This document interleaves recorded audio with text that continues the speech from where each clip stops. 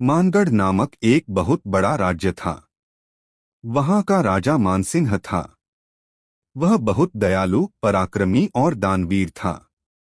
उसकी एक बेटी थी, राजकुमारी तारा।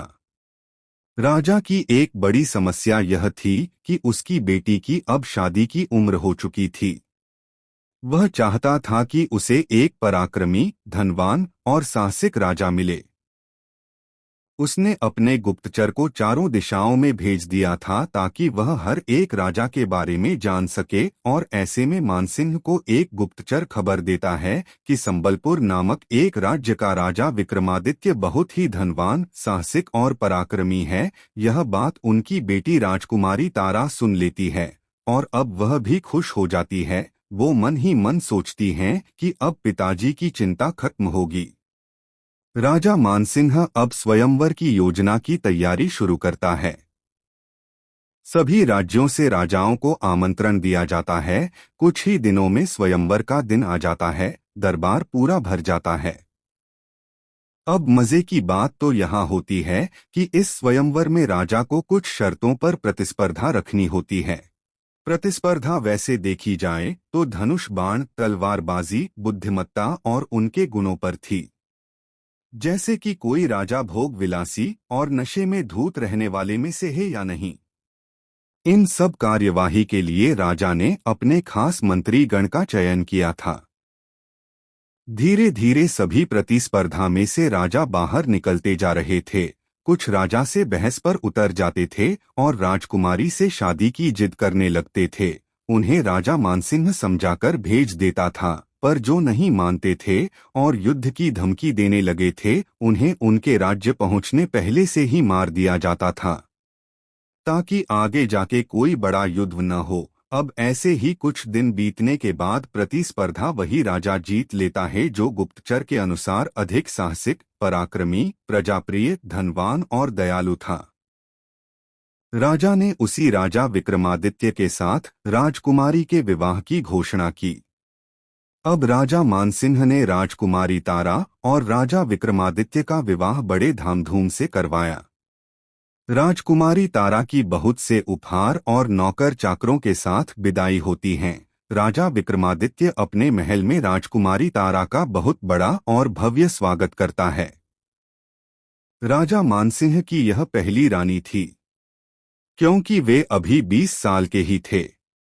उन्होंने राजगद्दी 14 साल की उम्र में ही संभाल ली थी। कुछ दिन बीत जाते हैं शादी के। अब आगे की कहानी अब शुरू होती है दोस्तों। अब बात करते हैं राजा उद्यम सिंह की। ये वो राजा है जिसका पुत्र वर्धमान सिंह भी राजकुमारी के इस स्वयंवर में आया था, लेकिन वह इस प्रतिस्पर्धा में से हार के बाहर हो चुका था, जिसने जाते वक्त राजा मानसिंह को युद्ध की धमकी दी थी। लेकिन राजा मानसिंह ने उसे उसके राज्य पहुंचने से पहले ही मार दिया था। इस बात का पता अन्य राज्यों के राजाओं को भले ही न चला हो कि स्वयंवर से लौटने वाले राजकुमार और अन्य राजा कहाँ लापता हो गए थे और उनकी मौत कैसे हुई, लेकिन राजा उद्यम सिंह के गुप्तचरों को पता चल गया था। उन्होंने उद्यम सिंह को सब बता दिया था। राजा उद्यम सिंह ने अन्य मित्र राजाओं को इस बारे में संदेशा भेज दिया था, और तो और सब ने मिलकर राजा विक्रमादित्य को हराने की साजिश भी कर ली थी। अब सभी राज्यों के राजा इतना समझ गए थे कि अब क्या करना है। उन्होंने ठान लिया था कि अब ना ही पिता बचने चाहिए, ना ही पुत्री और दामाद। उन्होंने ने राजा विक्रमादित्य और राजा मानसिंह को युद्ध का संदेश भेजा, और तो और संदेश के भेजने के तुरंत अगले दिन ही युद्ध छेड़ दिया। राजा विक्रमादित्य भले ही कम आयु के थे, लेकिन उन्होंने 600 से ज्यादा युद्ध जीते थे। इसी वजह से साजिश और षड्यंत्र के मामले में उद्यम सिंह के साथ कुछ राजा खड़े नहीं थे, क्योंकि वो विक्रमादित्य की ताकत को जानते थे। अब विक्रमादित्य अपनी पत्नी तारा से मिलने के बाद शाही तिलक करवा के युद्ध की और निकल पड़ते हैं, और इस तरफ राजा मानसिंह भी युद्ध के मैदान में आ चुके थे। अब मानगढ़ और संबलपुर की सीमाओं पर युद्ध शुरू हो चुका था। इधर मानसिंह की सेना कमजोर पड़ रही थी और अब मानसिंह घेरे में आ चुके थे। मानसिंह वैसे तो हारने वालों में से नहीं थे। उन्होंने अपने कपड़े किसी और सेनापति को पहनाकर वहां से निकलकर जंगल में अपने आदिवासी मित्र धर्मवीर की मदद ली। धर्मवीर मानगढ़ के आसपास के जंगल के आदिवासी समुदाय का सरदार था। इस वजह से वो अपनी फौज तैयार करने में सक्षम रहा। अब इस तरफ विक्रमादित्य भी सभी राज्यों के राजा पर भारी पड़ रहे थे। उन्हें युद्ध के दौरान किसी से पता चलता है कि राजकुमारी तारा अपने पिताजी की मदद के लिए मानगढ़ जा चुकी हैं। तब वह बहुत परेशान हो गए। इस तरफ राजकुमारी तारा अपने कुछ सेनापति के साथ मानगढ़ की सीमाओं में चल रहे युद्ध में मानसिंह को ढूंढने लगी थी।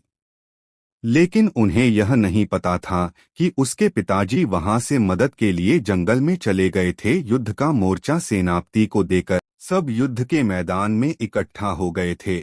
मानसिंह, राजकुमारी तारा, विक्रमादित्य, सारे सेनापति और सरदार धर्मवीर। मानसिंह राजकुमारी तारा को देख खुश हुए, क्योंकि उनकी बेटी उनकी मदद के लिए आ चुकी थी और उन्हें कोई पुत्र न होने का कोई दुख भी नहीं था, क्योंकि विक्रमादित्य जैसा दामाद उन्हें मिला था।